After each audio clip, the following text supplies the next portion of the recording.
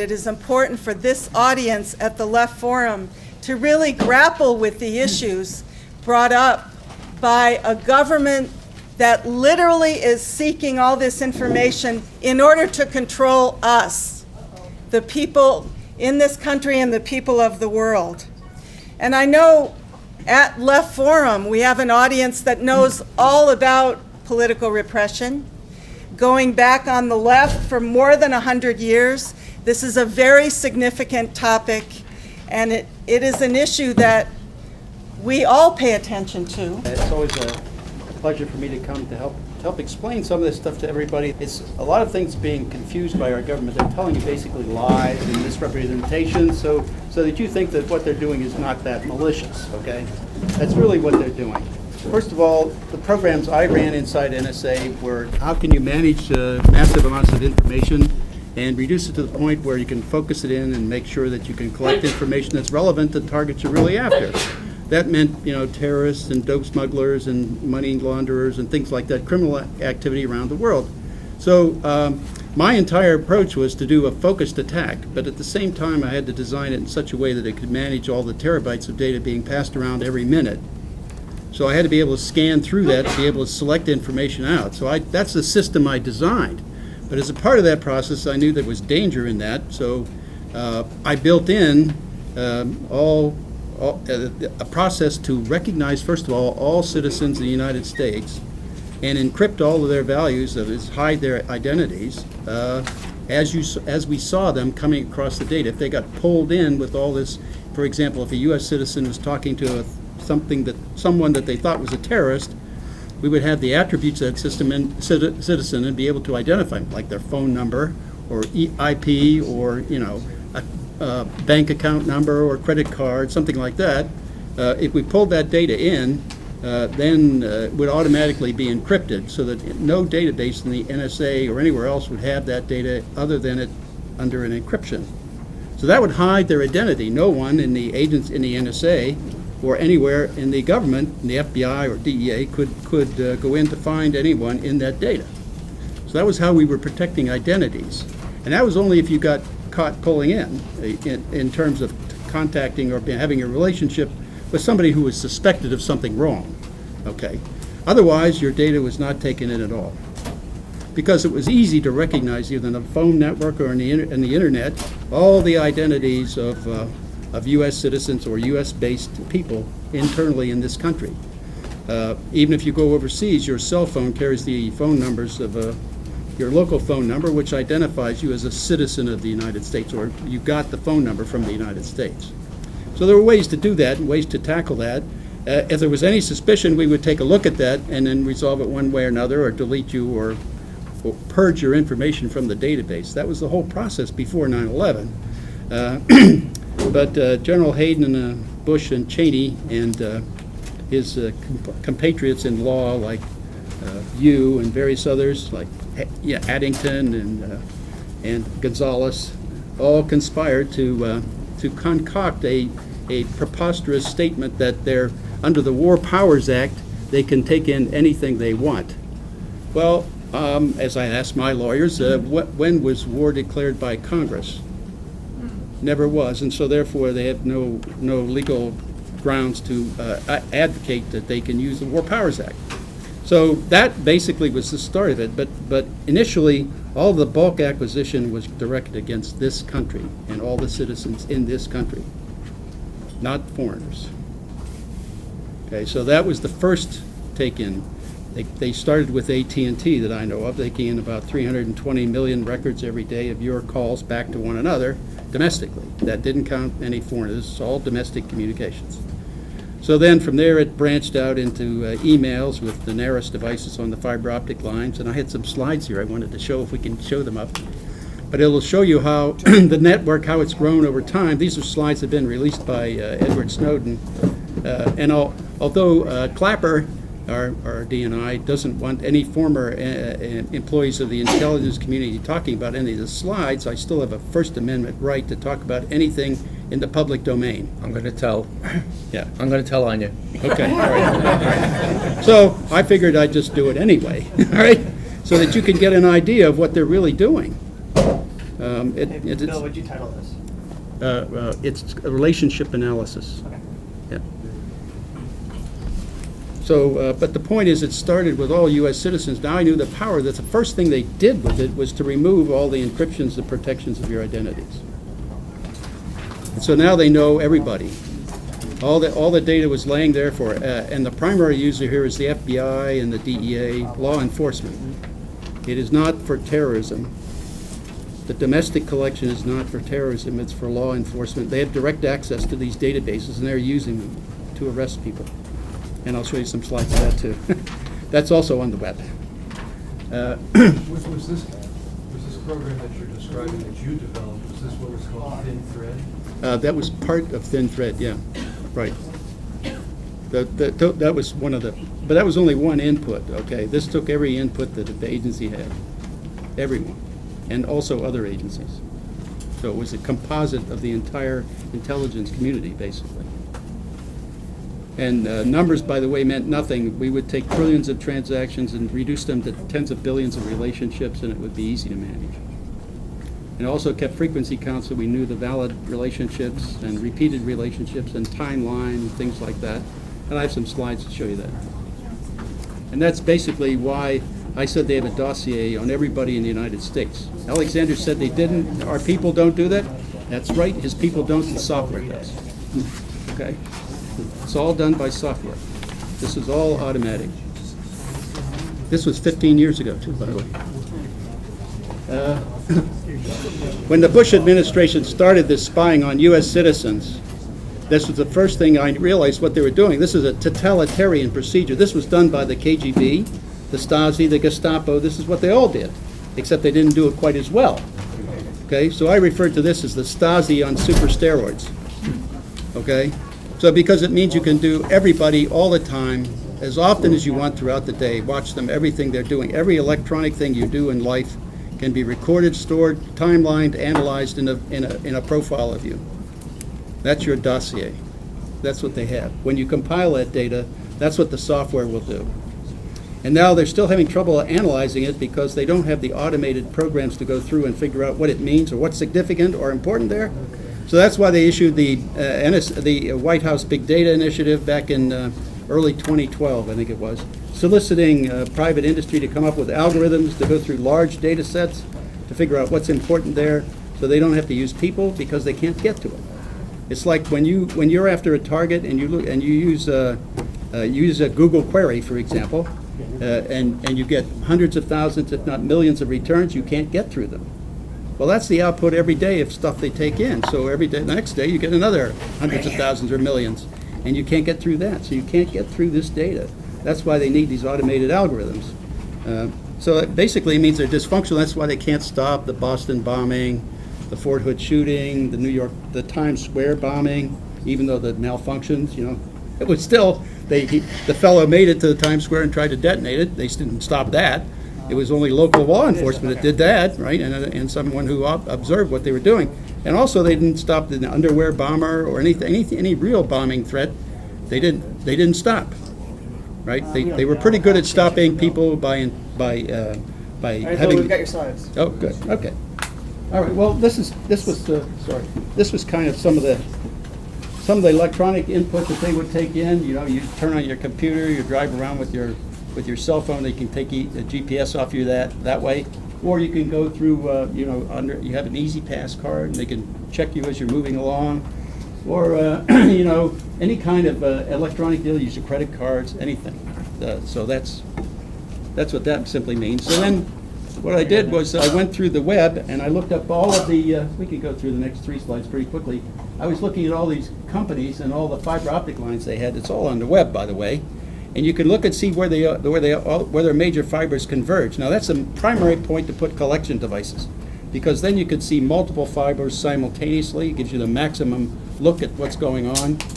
And so I said, well, okay, if 3 or more fibers converging in a city is a primary place for them to put Naris or Variant or other recording devices for phone calls and things like that. And so these were the cities, and you could just click through the next 2 slides, Kevin. and it goes around the world. This is not locally, although 80% roughly of the fiber optic lines come through the United States. That gives us the hometown advantage for looking at worldwide communications. So that's one of the main reasons there's more in there. Now, this was a very important slide. Although everybody focused on the PRISM part of it, that's not the important part. The important part's the upstream. That's where all of the fiber collection is done. That's near real-time acquisition of data. That's where they record phone calls and they take in all your email, chatter, whatever you're doing on the web. That's where that's acquired. The PRISM stuff simply backs it up. This is the program they call Fairview, and this shows you where these fiber taps are in the continental United States. Now, if they were after foreigners, all they'd do is put them along the coast where the transoceanic cables come up, okay? Because that's where they could see foreigners communicating. But all the stuff inside the country, that's not foreign collection. That's all domestic. And that's what they're collecting, and that's why they have to build Bluffdale and other storage facilities, like the one there, 600,000 square foot facility on Fort Meade, because they're collecting this. And this, of course, extends worldwide, but this is the U.S. part of it. This is where they really started, and this is really where the bulk acquisition of data comes, because we communicate more than most people anyway in the United States. As Cisco, who manufactures routers for them, and they buy routers from Cisco, estimated the transition of data into that facility to be at 966 exabytes a year, which if you allow them, say, at least a minimum of five years of storage, that's 5 zettabytes, roughly. So if they do, I always tell this joke, if you do, after the zettabyte is Yoda bytes, right? And then they don't have anything after Yoda. But if they make a breakthrough in quantum storage and quantum computing, then Yoda's not enough. So we need another one. So I propose that we make that one a lot of bytes. A lot of bytes, all right. Or a bunch of bytes or something, Bunch of bytes. something silly. But at any rate, that's the idea. They're gaining more capacity to acquire information and store it. Storage is getting really cheap and small, and you can get a lot of data in a very small space. Well, now they have a lot of space to store a lot of data and the means to get it. The public switch telephone network worldwide is numbered into 5 zones of the world. Zone 1 is the U.S. and Canada and some of the islands. Zone 2 is Africa. 3 and 4 are Europe. This is done automatically by a switch. That's how caller ID works. Okay? So these numbers are going through. That's how it gets routed. So there's no excuse for not knowing that somebody from San Diego calls somebody in Yemen. Right? None at all. There's no excuse for that. In fact, they didn't. They knew that all along. The part about we didn't know that was there, that's an outright lie. Right up front, if you're in anywhere in the world, you dial 00 if you're trying to get out of your country. If you're in the United States, it's 01 or 011. That means one end's guaranteed to be foreign, if not both are foreign. But if you hit 1, both ends are in the U.S. So that means right away you can separate all domestic communications from everything else as it occurs. And the same is true with IP numbers, IPv4 and IPv6 and the internet. Or you can use MAC numbers or anything else that as long as you know the blockings and all the numbering schemes, then you can separate all that out instantaneously as that data is passed, because the machines have to know to route it, and this is how they route it. Okay? So even if they give you a temporary IP, it still is from the block of the world that you're in. So if you're coming from Zone 2, use a temporary from Zone 2. That means right away you're known to be foreign. So that separates that all right away. So there's no excuse for not being able to determine domestic communications instantaneously, either in the public switch telephone network or the internet, using this approach. In fact, that's the way we did it. Our whole idea here was to have a zone of suspicion. So we would look at a zone of suspicion along relationships. That is, it's very simple. You needed a quick reaction interrogation file so you could get through data passing by at terabytes. So you have to be really quick. You can't. If something starts backing up, you're going to fail. So we did a real quick index, which is simply a flat file, B plus tree indexed. A has a relationship to B, and B has a relationship. You do the reverse, B is to A. So if you query A, you get B. If you query B, you get A. So that gives you all those answers by indexing that way. So that made it easy for us to look things up as they were going by, as to whether we wanted them, they were a known target, or, it's in the U.S., we would use the other schemes, right? Domestic, we could separate all that. It was really pretty simple. So we could manage 20 terabytes a minute. And if we had trouble with that up to that point, we would simply replicate another processor and do 20 more terabytes. Depending on how much we needed space and power. That was the problem.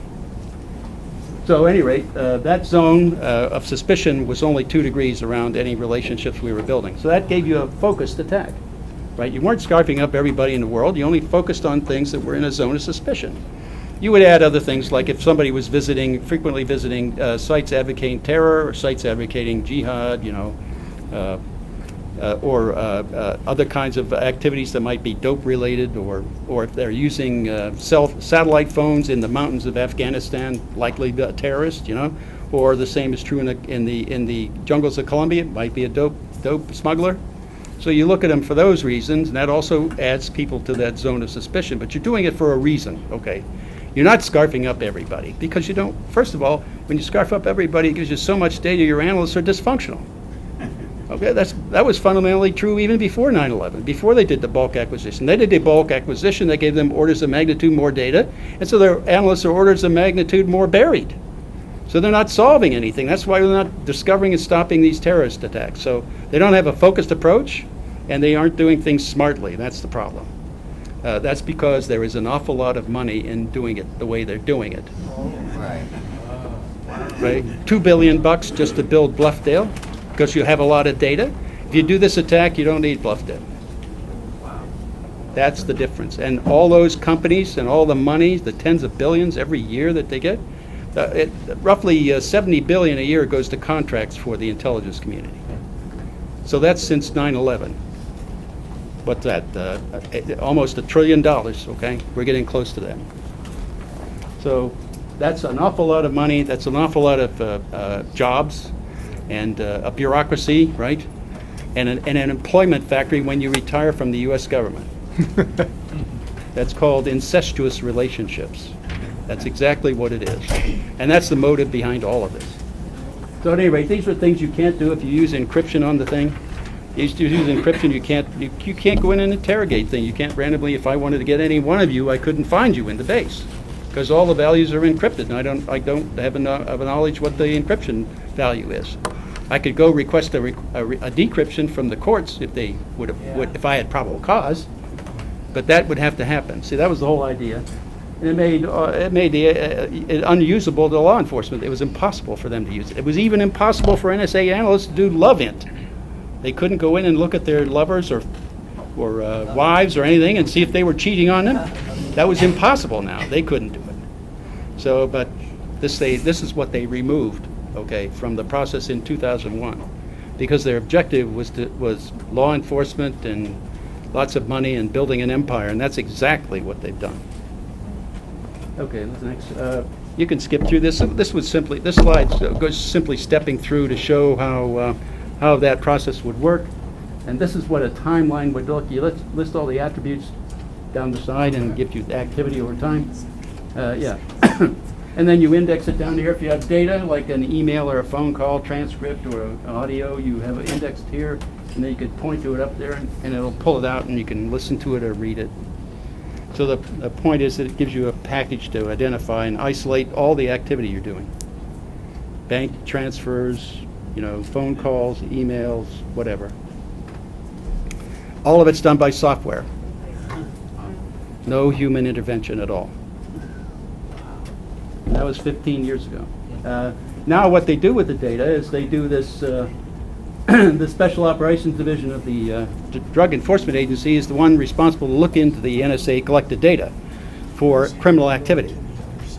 And so what they're doing is they have to have rules on how to use this data, because it's not acquired with a warrant, so it's not admissible in court. So you can't just take that data into court and use it to convict people. So here are the rules that they've adopted. You can't talk about it to the courts, to the attorneys, or anything, or even to foreign counterparts if you're going to tip them off as to criminal activity. And then and then the next slide. So in order to do that, what they do is, can we flip to the next slide there, Kevin? Yeah. There, they do a parallel construction. Okay, the parallel construction simply says, all right, you know where all the data is, so go do your normal investigation techniques that you usually would do to find information, and of course you know where it is to begin with.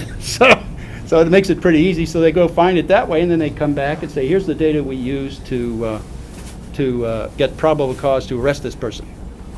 Okay, so what that means is, and I call this a planned program perjury policy run by the Department of Justice of the United States.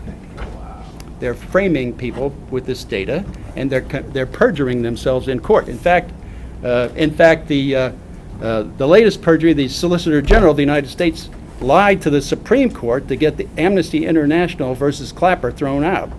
He said that all the data that NSA collected, if it were ever used against somebody in court, that the defendant would be told, so that they could, have the right to challenge discovery, and they would have their constitutional rights in court. Well, that was a lie. They never did any of that, and now he's scrambling to try to find out how many cases have they used the NSA data. Senator Feinstein said, a couple hundred people a year have been picked up by this at one point in the Judiciary Committee. That's why this program is important. Okay, so we can perjure ourselves several hundred times a year to just convict people. This is fundamentally corrupting and subverting the entire judicial system of the United States and every democracy in the world. This is subverting the entire, like for example, just collecting the metadata tells me who you talk to. That's a violation of your First Amendment rights of free association, right? And then collecting the emails and everything, that's a violation of your Fourth Amendment rights and your Fifth Amendment rights, because I'll use that against you in court, and I'll do a parallel construction to convict you. This is a total rotting of the foundation of our republic, and it affects everybody. Not only now, but just the understanding that you're being watched in such a way with this kind of malicious intent kind of eats at your feeling of the ability to be creative and innovative. That destroys your civilization. I mean, look what happened to the Soviet Union, a bunch of drunkards under the Soviets, or the East Germans under the Stasi. That's what happens when you have this kind of state. This is where we are. Thank you, Bill. Sorry.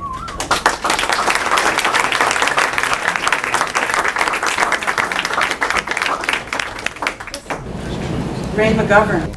Well, thanks very much. This is an incredible treat to be here in my native New York and see old friends and new friends that I've picked up along the way, like Medea Benjamin and Peter Van Buren, talk about whistleblowers. Peter now lives here, so those of you who do not know Peter, look him up, Google him, and see what kind of courage is now descended to add to the courage already here in New York. I don't know if your kids played this game, but mine used to play crooks and liars, or crooks and robbers, or something. And I wish I could be a little bit more upbeat than my friend Bill has been. Yeah.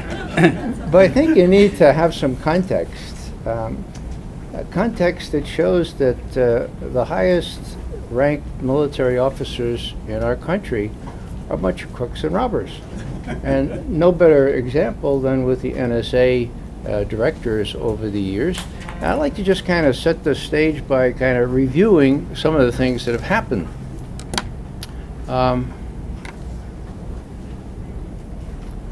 Over at NSA, there used to be something called the First Commandment. Anybody know what that is? Thou shalt not eavesdrop on American citizens without a warrant. Okay. Now, it didn't always be so rigorously adhered to, but after the indignities and the crimes that were revealed in the 70s and the FISA Act came in, well, here's an example. I was on the receiving end of some of these intercepted messages, and many of them came in with razor holes on the sheets, okay? We didn't have computers in those days. And I asked the first time, I said, razor hole, what's this? It was the names of American citizens. They wouldn't take the chance of just blackening them out. They razored them out. That's how seriously, you remember that, Peter? That's how seriously NSA took that obligation. Now, fast forward to 2001, before 9/11. I say again, before 9/11. Cheney and Bush called General Michael Hayden, who was head of the NSA, in at the time, and they said, now, General Hayden, we know about that first commandment out there in NSA, but we want to tell you, forget about it. Forget about it. We know about the Fourth Amendment, the Constitution, but we have some special instructions for you. Go out there, make sure you get back doors to AT&T, Verizon, everybody else. And that happened again before 9/11. Now, after 9/11, of course, it went on steroids. I mean, there's no denying that. It really went on steroids. And so what do we have after 9/11? Well, we have this full program, indiscriminate monitoring and direct violation of the Fourth Amendment. And, you know, when I go on radio or TV, I always try to say to the interviewer, the Fourth Amendment is only it's only one sentence. Okay if I say it? And then before they can react, I say, the Fourth Amendment says the right of the citizens to be secure.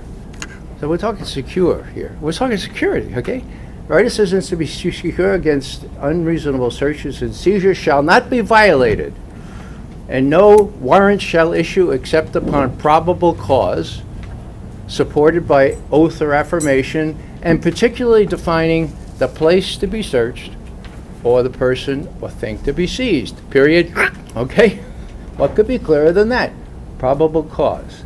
Now, after NSA was set loose on us as well as everyone else, James Risen of the New York Times found out about it. And anybody know when he found out about that? The summer of 2004, okay? And that was an election year. And so Risen went to his uppers at the New York Times and said, "This is pretty explosive stuff, but you know, it's got to be published." And they said, "Well, let's check that out with the White House." That's the way the New York Times works now. See, they and the White House know best what we should know about. Okay, and so Bush put his foot. Terrorism, national security, 9/11, terrorism, national security, can't do it. And so Risen was prevented from telling the story for the last few months before the election 2004. Fast forward to December of 2005, folks. Risen goes to Sulzberger and his uppers at the Times and says, "You know, I know it's going to be a little awkward for you guys because my book is in galley, and I'm making big bucks from you all, and you haven't put a story out about how the Bush administration is illegally collecting, eavesdropping, and so forth." And so Sulzberger says, "Oh my goodness, we better go down." So he called Bush, and Bush said, "Well, come down to the Oval Office." And they had this big dispute. And Bush said, 9/11 terrorism, 9/11 national security. And Sulzberger said, "Oh, come on, I mean, you know, come on. We held off for 15, 16 months. Like, you know, it'd be too embarrassing. I got it." So I don't agree. So we left out. Okay, now that was the 4th of December, 2005 now, all right? Now, on the 5th of December, poor General Alexander out there at NSA, nobody thought to tell him that the cat was out of the bag, okay?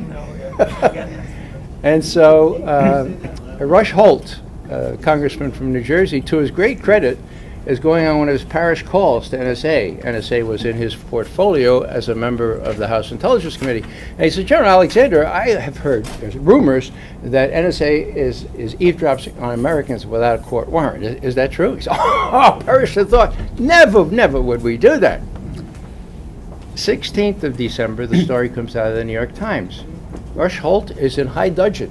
He says, "This guy is never going to get another star if I have anything to do with it." And indeed, Alexander didn't get his 4th star for 3 or 4 years. But then he became head of the Cyber Command as well as NSA. One of the most powerful people in the world, much less Washington. So that's the kind of people we're dealing with here. Carry the story forward here. Hayden was made the deputy National Intelligence Officer. Now, National Intelligence Director now, of course, is James Clapper, holier than Caesar's wife. He was made the deputy, that is, Hayden was, and so he was given the task of explaining all this to the press when it became known through the New York Times and through Risen that NSA was scooping up all this information. And he did a great job. Did a fantastic job. As a matter of fact, I have a clip here. Could we? Actually, you're gonna have to paraphrase the evil. Oh, I'm gonna have to paraphrase. Well, I have a clip of 90 seconds, and it has Hayden up before the National Press Club.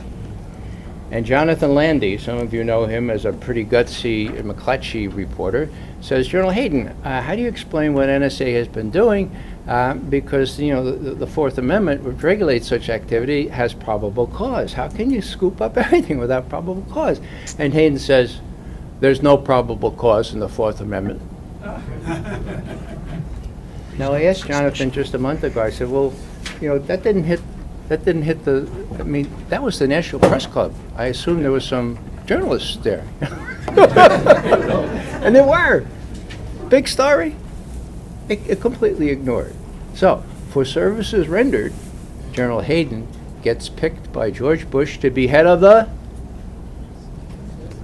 CIA now. You know, he's been head of the NSA. He's shown what he can do. Now he's going to be head of the CIA because Porter Goss had just fallen on his face. Okay, they needed a new body in there. So on the 8th of May,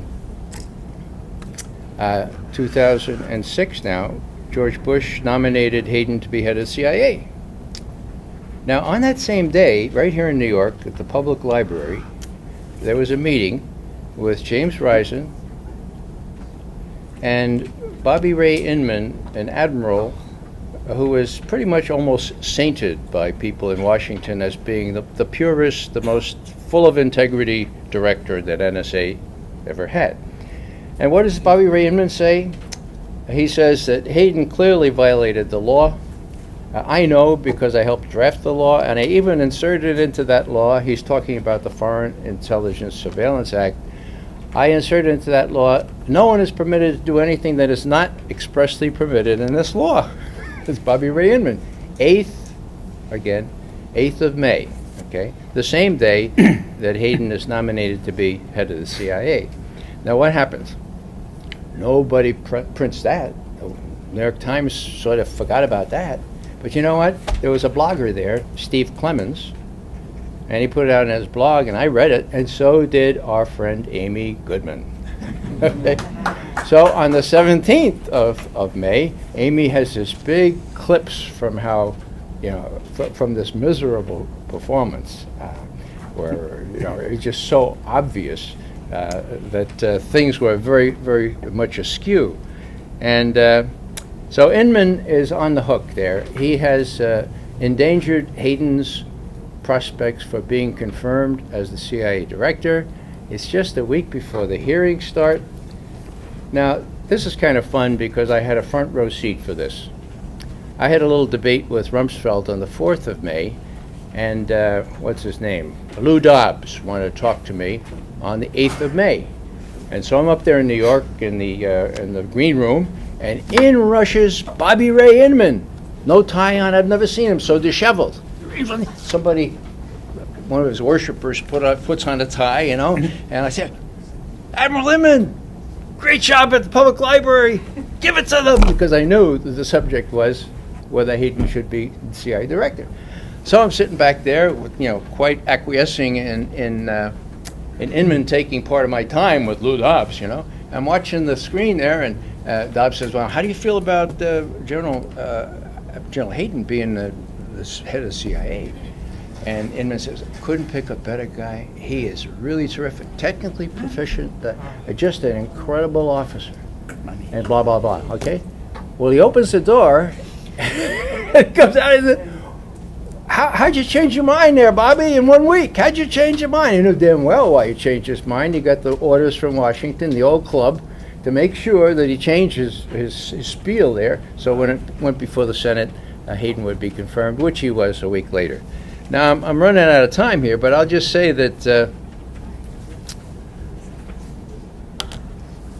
that during this period of time, General Bill Odom, Army General, head of NSA between 85 and 88, a real straight shooter, Bill can attest to that.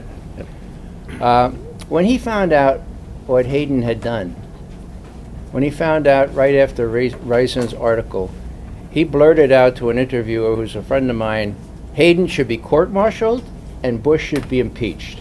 That's how important it was that the Fourth Amendment should be kept sacrosanct. So I'll just kind of finish here by saying that there are things that we can do here. And it's not all hopeless, and we shouldn't be in despair. These people are human beings, and we still have a certain amount of freedom, okay? So, we got to take the money away from NSA. It almost happened. It almost happened, and Nancy Pelosi and Boehner and Reid and all those guys said, no, let them. 8 votes, I think it was, wasn't it? 12. 12. We can change 12 votes, okay? How about unfunding the FISA court? These faux judges that they pretend to be Article 3 judges, and they're not. They're nothing. They're rubber stamps, as you know. And how about bird-dogging people like Michael Hayden, Alexander? I mean, these guys violated their oath, the oath that we all took, to support and defend the Constitution of the United States against all enemies, foreign and domestic. I think it's our job to hold them accountable because our president doesn't have the guts to. He's afraid of them. But we, the people, can do it if we show the guts to do it. Thanks very much.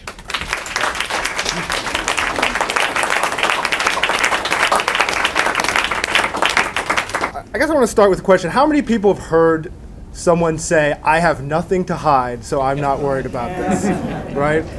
And I just, I was here about a year ago, and this stuff had just come out, and the idea of this is to kind of look at this a year later.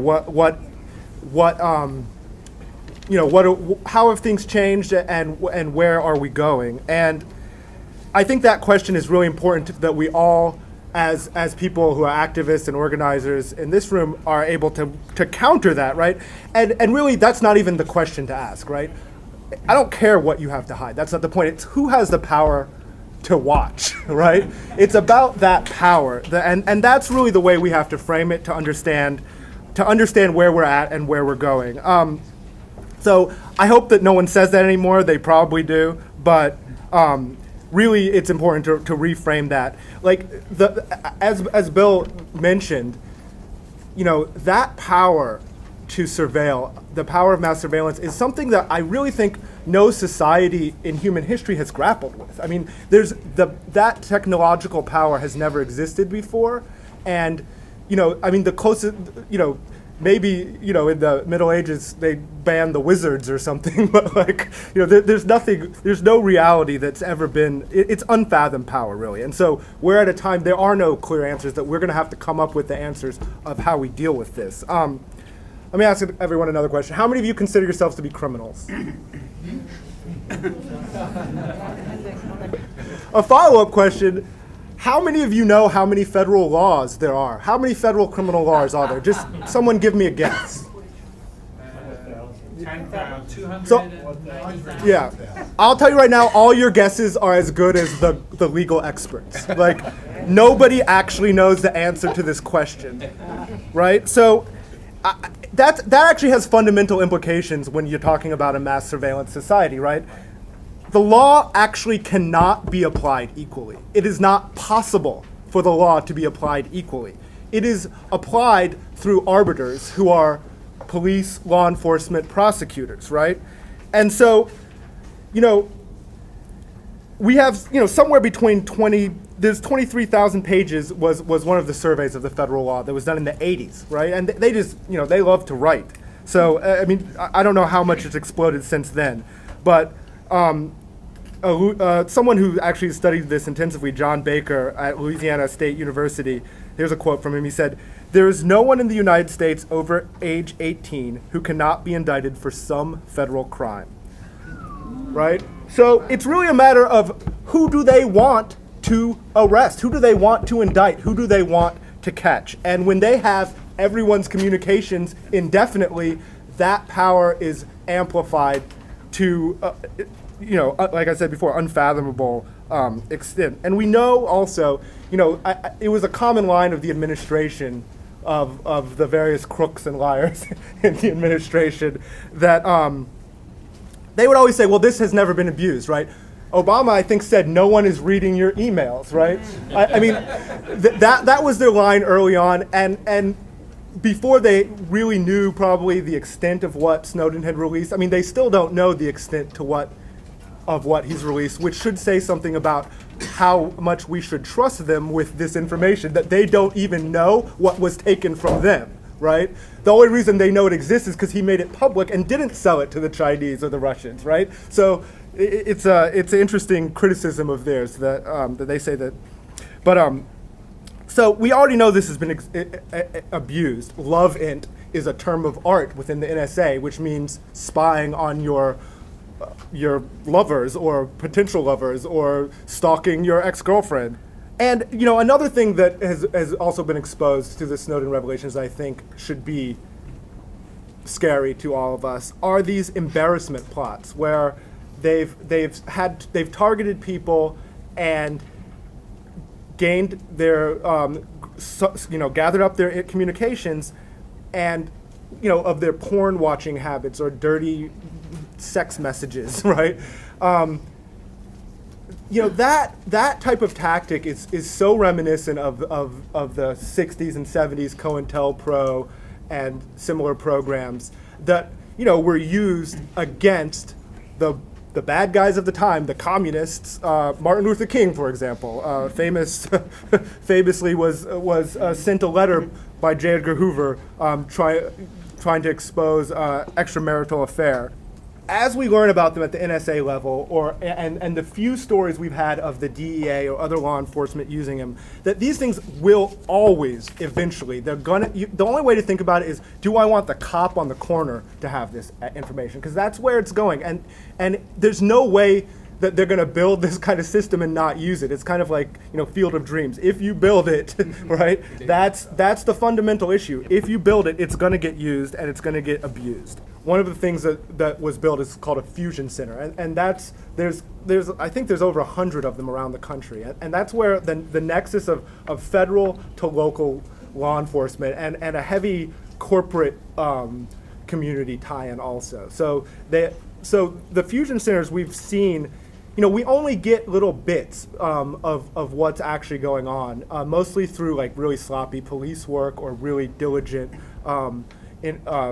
Freedom of Information Act work. So one example in Austin, Texas with Occupy Austin was infiltrated with six undercover police officers, and through records requests out of criminal charges that came against some of those Occupy activists, they found out, they were charged with some felony for doing like a lockdown kind of thing.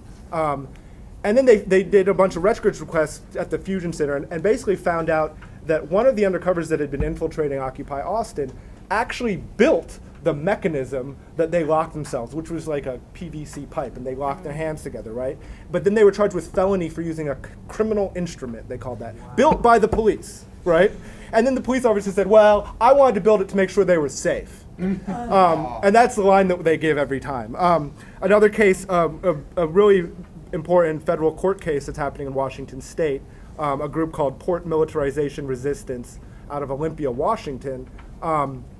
They were basically peaceniks. Like they would sit in front of tanks. Like that's what they did. They were dedicated to nonviolence, and they would find out when armaments were being shipped through civilian ports to Iraq and Afghanistan, and they would sit in front of the tank. And that was the extent of their criminal activity, which was civil disobedience, obviously. But they also did rallies and anti-war protests. They did a lot of things.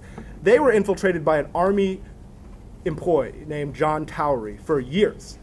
He was in their group, organizing with them. He had access to all their communications, all their emails, and he was sending it straight to the Army and through the Fusion Center. Some of the documents have been released. This case was only found out about, again, through very diligent Freedom of Information requests and kind of sloppy police work, kind of where the Army wants to make everything a secret, but the local cops kind of are like, they want to show that they're with the Army. They want to be tough guys. So they are a little more verbose and a little more loose with their documents. So this a researcher got a hold of it, and so one of these activists, was put on a domestic terrorist list, right? And the description was he got aggressive at a protest, and that was a justification to put him on a terrorist list, right? And he wasn't even Muslim, right?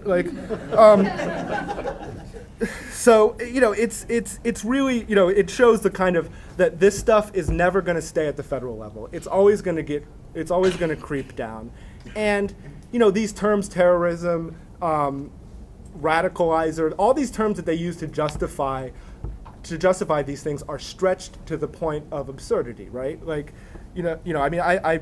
joke about the term terrorism. I think it's a term that actually has no definition. At least legally it doesn't. I mean, it has a very real cultural definition. It's like they're looking at me. But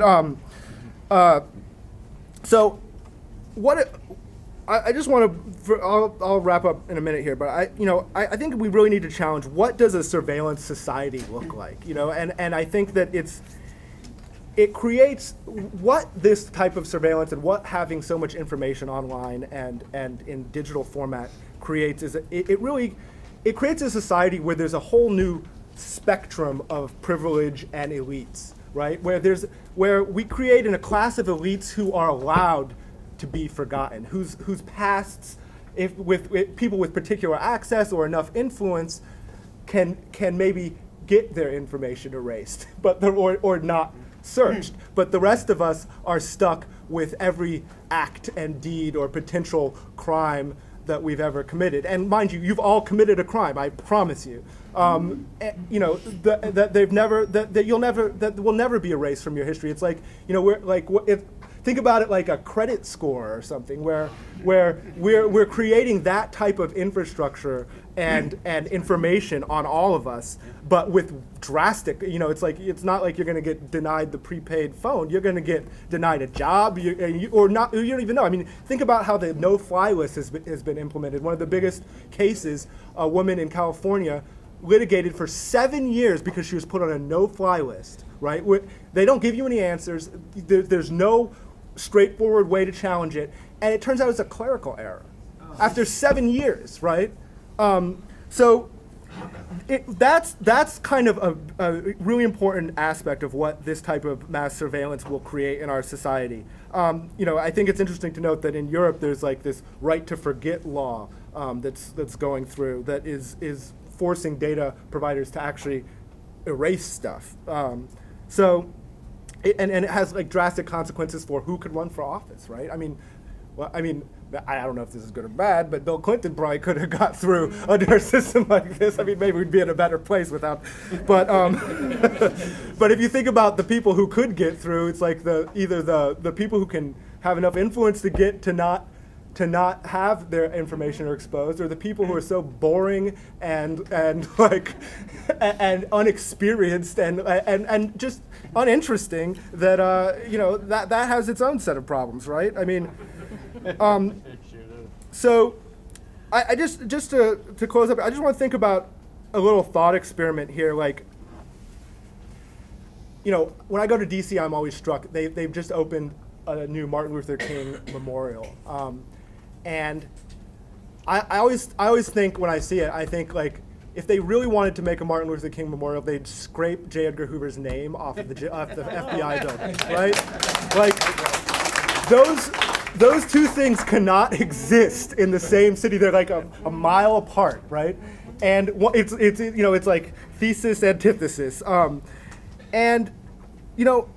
What would have happened if the Alabama Fusion Center had gotten a hold of all of SNCC's, not emails, but telephone calls or communications, right? Like, if we look at some of the great movements of our history, what does it mean if they could have been nipped at the bud and pulled over? Instead of marching to Selma, it's being pulled over. Everyone gets pulled over for traffic stops and spends a few nights in the clink, and the whole thing is disorganized. Like, that power exists, and J. Edgar Hoover did a lot with what he had, right? But he didn't have the ability to go backwards in time. They had to put agents on people. They had to really put a lot of legwork into trying to destroy Martin Luther King, and they ultimately didn't succeed. They did succeed with the Black Panthers to a large extent, but So I think it has, we can look at our past and not too distant to really understand what this power magnified could look like. And so I guess just to say what is it that we can do? I think there's some lessons, a year later, there's some lessons. One lesson is individuals matter, right? Like individual acts can be massive, right? Sometimes they're not, but they can be, and you don't know. And you have to do what is right. You have to just keep doing it. And, and I think also, when every time I look at that picture of Edward Snowden with the EFF hoodie, right? It's like organizations matter. Building these organizations and supporting these organizations matters, right? And the ideas that are promoted are important. People like Edward Snowden, they needed access to the ideas of the free internet, and and people need to be promoting those things in whatever ways, right?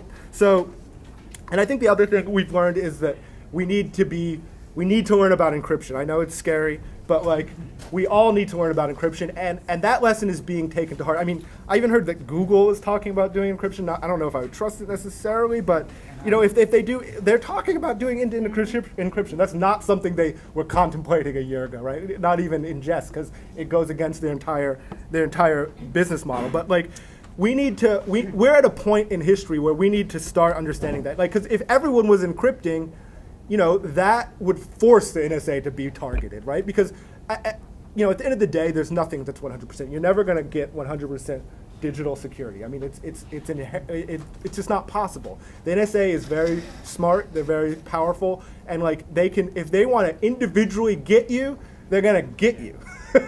But that's not the point. The point is, if we're all using encryption, they can't just they won't have that ability to go back through our history, and we control, the term I like to use is called data sovereignty, where we have sovereignty over our data.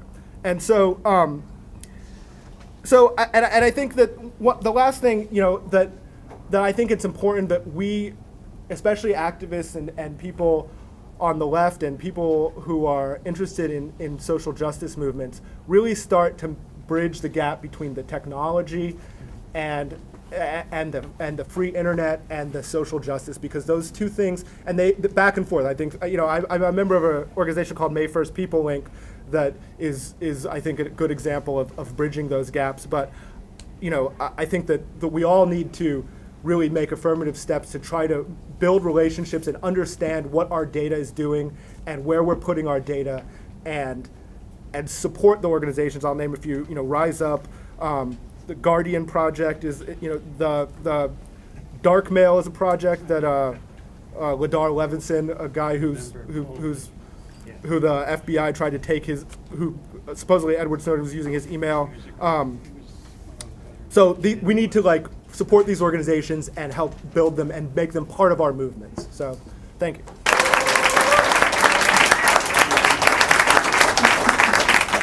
Our last presenter is Kevin Gosztola, who you can follow at the Dissenter blog at firedoglake.com, and we also stream it live at worldcan'twait.net. Kevin. Yeah, so I want everybody to have some opportunity to get in here with questions. So I won't let my presentation drone on too long.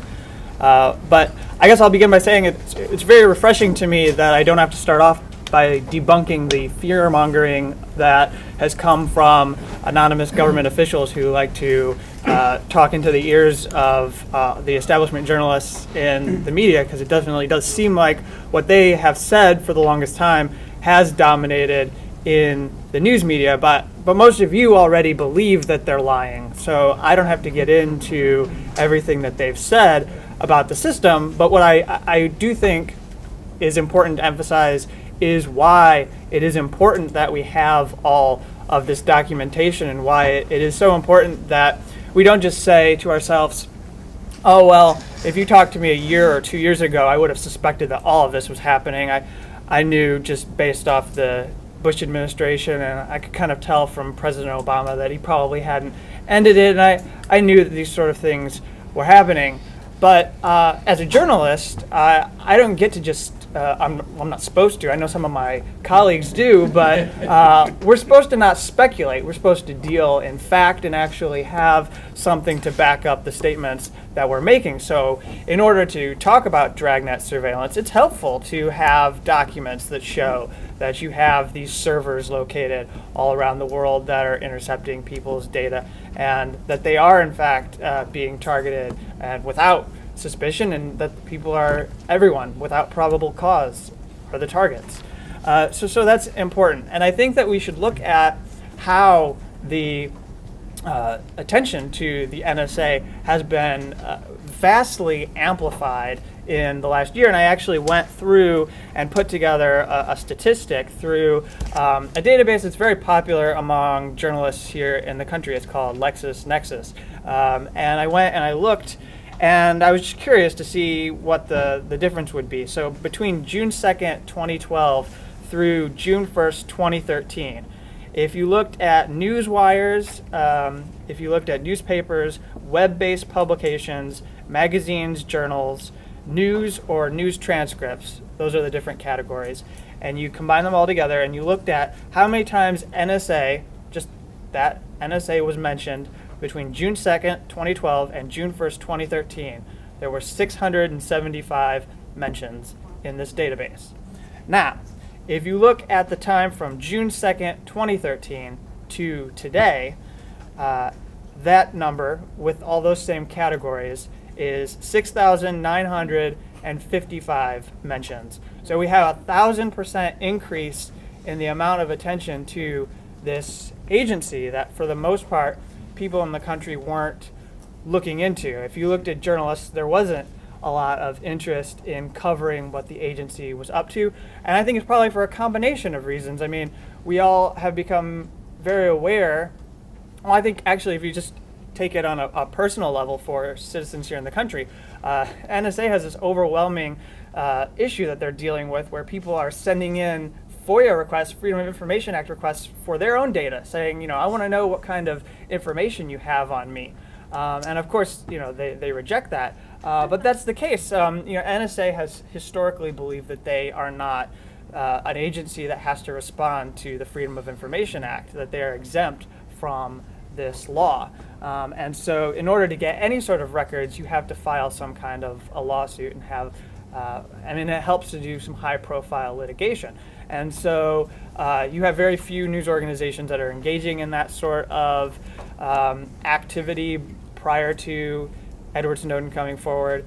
And you have the reality that you're just, that there's not a whole lot of interest in getting into this. I mean, even when you have a court case moving up to the Supreme Court challenging warrantless surveillance, most of the news media not taking these people seriously, even though they have names like Naomi Klein of The Nation and people in law firms who have represented high-profile terrorism suspects and people who are representing others in human rights organizations, even though they are, I think, influential people who deserve some attention. There's just a lot of ignorance and not caring about what they were doing. So I think it's important to think about that. And then I suppose one of the things to bring up here is how I believe it has shifted. I believe that there has been this shift, and I watched it when I viewed I think many of you probably watched it, when Edward Snowden did his exclusive interview with NBC News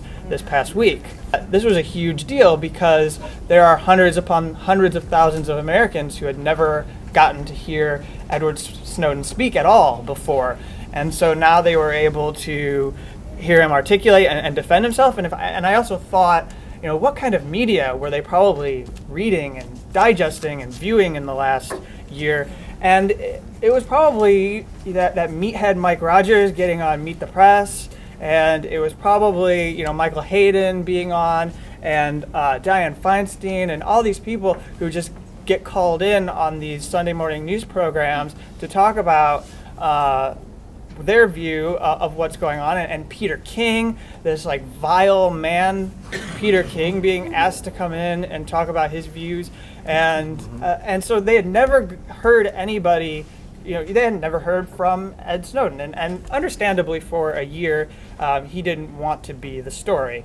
But I think a year later, this was a good, appropriate time to come forward and explain to the American people, what he was doing on his broadcast. He had done the waiting game and had gotten NBC News to a point where they would basically let him say whatever he wanted to say, and that was a pretty good strategy. And so he was able to speak his mind. And I think one of the things that was fascinating to me was not really even the interview, actually. It was the post show, which I watched on the internet, and I don't think a lot of people saw it, but it was actually kind of fascinating to me because these establishment journalists, I could tell in their minds, they were contemplating these national security state issues that they had never even thought about before. Like, for the first time in this hour program that they had set up here, they were thinking about these really critical issues of, like, the Fourth Amendment, and they were thinking of these things that Edward Snowden had said, and even the people who were, I guess, the pro-government people. They had this former ambassador, Michael McFaul, and they had Michael Leiter, who used to be the head of the National Counterterrorism Center.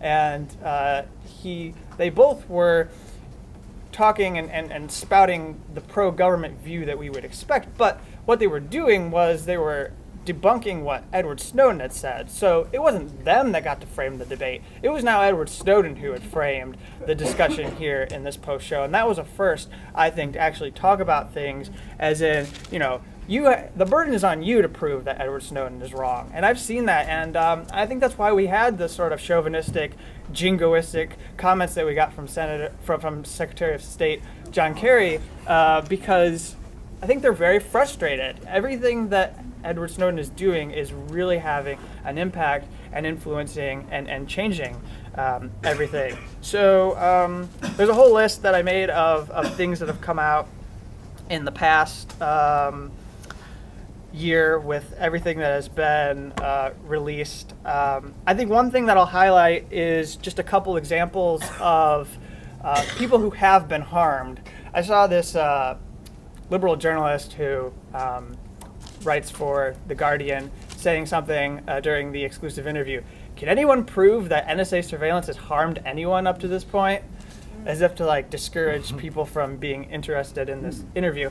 And I said, yes, yeah, actually we can prove that. And you mentioned this, it was the story that was published in the Huffington Post about how they were targeting the porn viewing habits of radical Muslims with the intention, the clear intention of actually getting these people to shut up and stop talking within their communities. And they recognized that they were not terrorists, but because of their extremist views and how influential they were becoming in their communities, the NSA and the wider U.S. government was apparently concerned that these were people they needed to eliminate and neutralize. But they weren't going to drone them, I guess. They were going to try to embarrass them with their porn viewing habits. And the other thing, and this hasn't gotten a lot of attention either, but there were some internal NSA documents that Glenn Greenwald wrote about for The Guardian that showed how the NSA had pegged opponents of drone strikes as threats or adversaries, and had complained that people who were showing that they were upset about these groups that have legal opposition that promote these sort of arguments that drone strikes are outside the boundaries of international law, that this is in fact a part of a propaganda campaign on the part of terrorists, and actually said, and this is a quote, that one of the propaganda themes to look out for is that, quote, attacks against American and European persons who have become violent extremists are often criticized by propagandists, arguing that lethal action against these individuals deprives them of due process. So this is supposed to be propaganda, that you are not given due process.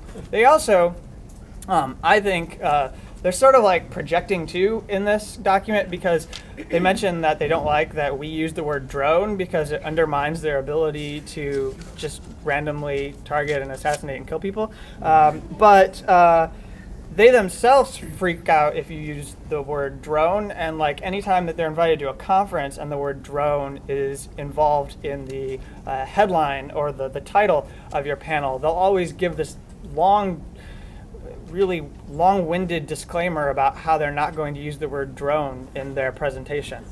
And what other word they're going to use. They have like a bunch of different acronyms that they want to use. They haven't even settled on the one acronym that they want to use to propagandize us with.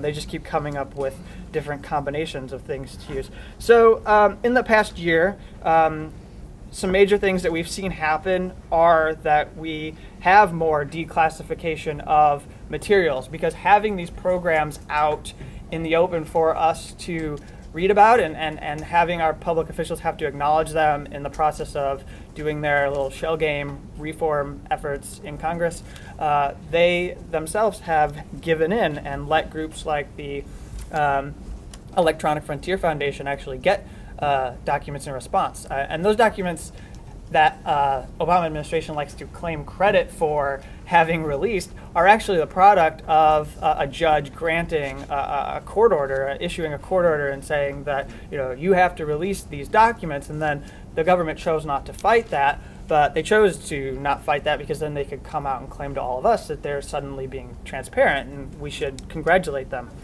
And so now we have many more materials that we can look at from them about how they were defending doing this sort of activity.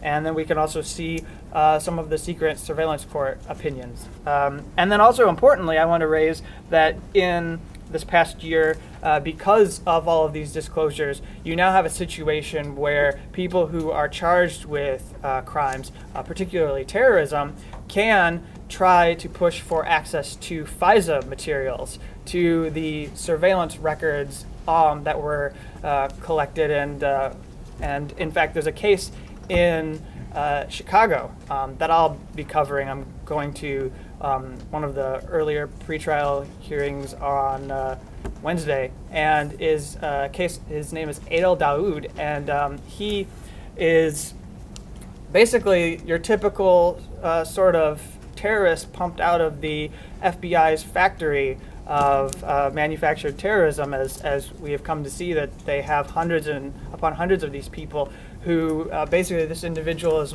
18, and he was on a jihadi web forum, and you're just talking to people, and then an FBI informant decides that, or one of these agents decide this is the person we're going to manipulate and try to get them involved in committing some type of a terrorist attack on a local Chicago bar. And so now for the first time, the lawyer has actually been successful, and the government is very alarmed that there's a situation where it could be incredibly precedent-setting, and the defense has actually achieved the judge saying you should have access to this material, and they've given them access to all of these secret surveillance records that the government for the longest time in the last decades has been able to prevent any defense attorney from getting their hands on. And so now the government is completely panicked, and that hearing is going to be them just expressing all of this outrage about why they shouldn't, why the defense shouldn't get these records. But the ACLU has and EFF has filed a brief in this because they see the importance of breaking this history. So the final point I want to make here is just that, Gore Vidal used to say that we're the United States of amnesia. And I see a lot of things happening now, and then when I read stuff that was written back in the 1970s, it's incredible how identical it is to, between 1970s and then today. It's actually, it seems like they just copied and pasted certain official records and just came and brought them back out. And so I noticed that while this isn't the NSA, in the Church Committee's report, one of the things that they put down in this book 3 is that the legal theories advanced to justify use of warrantless wiretapping were entirely developed almost entirely by the executive branch itself, legitimized by the reluctance of Congress and the Supreme Court to confront these officials directly. That's exactly what happened in the last 10 years here. And I guess some people could argue that that's what was happening in the 1990s and that's what was happening in the 1980s, and we just, by luck, we had some people in these agencies that backed off and weren't doing it as zealously. And so the other thing is that in this book that I picked up called Lawless State, The Crimes of the U.S. Intelligence Agencies, which was put out and was looking at all of these different agencies back in the 1970s. One of the things that they put in the book about the NSA is that they're making this claim that anything they accidentally collect on Americans is okay because they weren't targeting these people. And so anything that's incidental is great. We can just have it in our database and keep it because it just happens to be useful. And that's the claim that they make today, that they can do anything accidentally or incidentally, and if they just happen to keep it. And that's what I think stood out. One of the things that stood out from the Edward Snowden interview was that he was saying that something he doesn't like is the dirtiness of the way the agency operates and how there is this lack of care about being specific and targeting people and not letting and sweeping up the data of every single person. So those are the points that I wanted to make, and thank you very much.